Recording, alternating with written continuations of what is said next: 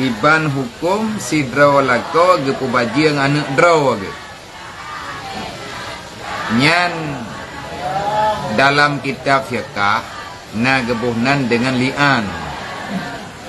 Tapi maya gepu baji yang irmoh bak geduk-duk irmoh digi ayat si draw ayah.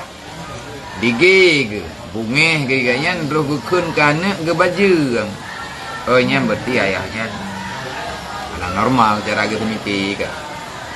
Tetapi punya hukum yang sebenarnya tedang hukum syariat hidrawayah berani gak nyan bersumpah di hadapan mahkamah persidangan syariat dengan perkataan gak nyan demi Allah hai tungku hakim anak long nyan anak yang lahirnya nyan kan anak long macam itu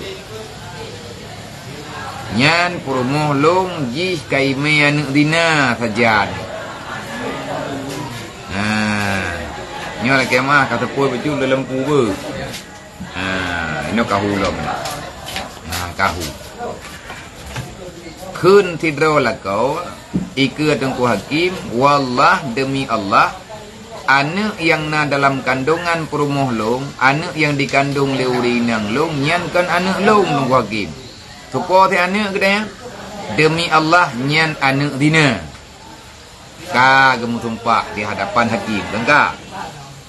Nyo pertanyaan yang nabak kertas kiban hukum sidro lakau godnyan gepu bajing anak kandung pu anak yang gepu bajing nyan hanli tembut nathap keganyan menya gemu sumpah han gepega demi Allah kah tikan anak ke kah ti anak bajing kah kan anak lung ma ka jamu mudina jamu pertama agam lain jamu kon lung ya tika menya gemu sumpah nyan anak nyan ternafi nasab dike hakim keun mai demi Allah hai tengku hakim long hana kumudina tapi anak yang na dalam kandungan long adapun anak yang long pelahirnya memang nya anak lakolong dawa dua ge dog iban gecok kesimpulan teman li hakim gecok kesimpulan li hakim ge ke palai nyat anak nyan hanale ge potebut nafhab kepada ayah yang kagem sumpah nyan anak yang nanyan kan anak gak nyan